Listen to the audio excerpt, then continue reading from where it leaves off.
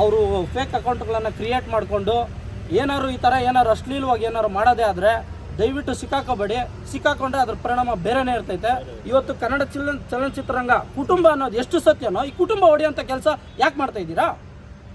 ಅವತ್ತು ರಾಜ್ಕುಮಾರ್ ಅವ್ರು ಏನು ಹೇಳಿದ್ರು, ಅಭಿಮಾನಿಗಳು ದೇವರುಗಳು ಅಂತ ಹೇಳಿದ್ರು. ವಿಷ್ಣುವರ್ಧನ್ ಅವ್ರು ಏನು ಹೇಳಿದ್ರು, ಅಭಿಮಾನಿಗಳು ನಮ್ಮ ಪ್ರಾಣ ಅಂತಂದರು.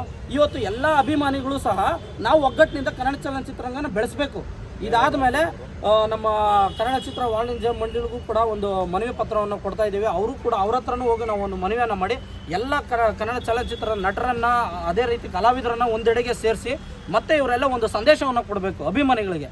ನಾವು ಚೆನ್ನಾಗಿದ್ದೀವಿ, ನಾವು ಯಾವುದೇ ಕಾರಣಕ್ಕೂ ನಮ್ಮ ಕನ್ನಡ ಚಲನಚಿತ್ರ ಏನಿದೆ ನಮ್ಮ ನಾಯಕ ನಟರು ಅನ್ಯ ಭಾಷಿಗರಿಗೆ ಒಂದು ನಗೆಪಟ್ಲಾಗುವಂಥ ಕೆಲಸ ಮಾಡಬಾರ್ದು ಅಂತೇಳಿ ಕನ್ನಡ ವಾಣಿಜ್ಯ ಮಂಡಳಿಗೂ ಸಹ ಒಂದು ಮನವಿ ಪತ್ರವನ್ನು ಕೊಡ್ತಾ ಇದ್ದೀವಿ.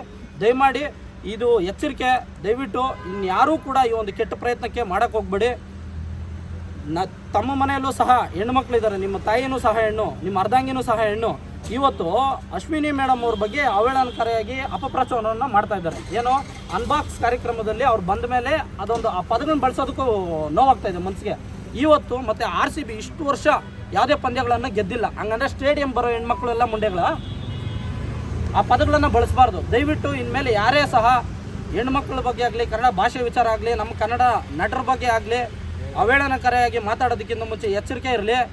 ದಯವಿಟ್ಟು ನೀವು ನಾಳೆ ದಿವಸ ಊರು ಬಿಡುವಂಥ ಕೆಲಸವನ್ನು ನಾವು ಮಾಡ್ತೀವಿ. ನೀವು ಹಂಗೂ ಮಾಡಬೇಕು. ನಮ್ಮ ತಂದೆ ತಾಯಿಗೆ ನನ್ನ 3 ಜನ ಮಕ್ಕಳು. ನಾವು ನನ್ನ ಪ್ರಾಣ ಧ್ರುವಣ್ಣನ ವಿಚಾರಕ್ಕೆ ಹೋದ್ರೂ ನಾವು ತಲೆ ಕೆಡಿಸ್ಕೊಳ್ಳೋಣ. ನಮ್ಮ ತಂದೆ ತಾಯಿ ನೋಡ್ಕೊಳಕ್ಕೆ ನನ್ನ ತಮ್ಮಂದಿರಿದ್ದಾರೆ. ಧ್ರುವಣ್ಣ ವಿಚಾರವಾಗಿ ಪ್ರಾಣ ಕೊಡೋದಕ್ಕೂ ರೆಡಿ, ಇನ್ನು ಯಾವ ಹಂತಕ್ಕೂ ಹೋಗೋಕ್ಕೂ ರೆಡಿ. ಇವತ್ತು ಕಾನೂನು ಮುಂದೆ ಯಾರೂ ದೊಡ್ಡವರಲ್ಲ. ಇವತ್ತು ಡಾಕ್ಟರ್ ಬಾಬಾ ಸಾಹೇಬ್ ಅಂಬೇಡ್ಕರ್ ಅವರು ಬರೆದಿರೋ ಒಂದು ಸಂವಿಧಾನದ ಅಡಿಯಲ್ಲಿ ಎಲ್ರಿಗೂ ಕೂಡ ಮಾತಾಡೋ ಅವಕಾಶ ಇದೆ, ಯಾರಿಗೂ ನಿಂದನೆ ಮಾಡೋ ಅವಕಾಶ ಇಲ್ಲ. ಅದಕ್ಕೋಸ್ಕರ ಹೇಳ್ತಾ ಇದ್ದೀನಿ, ಕಾನೂನಾತ್ಮಕವಾಗಿ ನಾವು ಹೋರಾಟ ಮಾಡ್ತಾ ಇದ್ದೀವಿ. ಎಲ್ಲ ಬಿಟ್ಟು ನಿಂತ್ಕೊಂಡ್ರೆ ಅದು ಬೇರೆ ರೀತಿ ಇರುತ್ತೆ. ದಯವಿಟ್ಟು ಯಾರೂ ಕೂಡ ಇಂಥ ವಿಚಾರಗಳಿಗೆ ಕೈ ಜೋಡಿಸ್ಬೇಡಿ. ದಯವಿಟ್ಟು ಮನವಿಯನ್ನು ಮಾಡ್ಕೊಳ್ತಾ ಇದ್ದೀನಿ, ಇಂಥ ವಿಚಾರಕ್ಕೆ ಯಾರು ಕೂಡ ಎಂಕರೇಜ್ ಮಾಡಬೇಡಿ. ನೀವು ಹಂಗೂ ಏನಾದರೂ ಫೈಟ್ ಮಾಡಬೇಕು ಅಂತ ಇದ್ದರೆ ಒಳ್ಳೊಳ್ಳೆ ಸಿನಿಮಾಗಳು ಬರಲಿ, ಆ ಸಿನಿಮಾಗಳ ಬಗ್ಗೆ ಫೈಟ್ ಮಾಡೋಣ. ನೀವು ಒಳ್ಳೆ ಸಿನಿಮಾ ಮಾಡಿರಿ, ಇನ್ನೊಂದಿರೋ ಒಳ್ಳೆ ಸಿನಿಮಾ ಮಾಡಲಿ, ಅದ್ರ ಬಗ್ಗೆ ಚರ್ಚೆ ಮಾಡ್ಕೊಂಡು ನೀವು ಒಳ್ಳೊಳ್ಳೆ ಸಿನಿಮಾ ಮಾಡಿರಿ, ಅದಕ್ಕೆ ಫೈಟ್ ಮಾಡಿರಿ. ಅಂಥದ್ದು ಬಿಟ್ಬಿಟ್ಟು ಹೆಣ್ಮಕ್ಳನ್ನ ಎಳ್ಕೊಂಡು ಅಸಹ್ಯವಾಗಿರೋ ಒಂದು ಫೋಟೋಗಳು ಎಡಿಟ್ ಮಾಡ್ಕೊಂಡು ಹಾಕ್ತೀರಾ. ನಿಮ್ಮ ಫೋಟೋ ನೋಡೋಕ್ಕೂ ಬೇಜಾರು, ನಮ್ಮವ್ರ ಫೋಟೋ ನೋಡೋದಕ್ಕೂ ಬೇಜಾರು. ಅದೆಲ್ಲ ದಯವಿಟ್ಟು ಮಾಡೋಕ್ಕೆ ಹೋಗ್ಬೇಡ್ರಿ.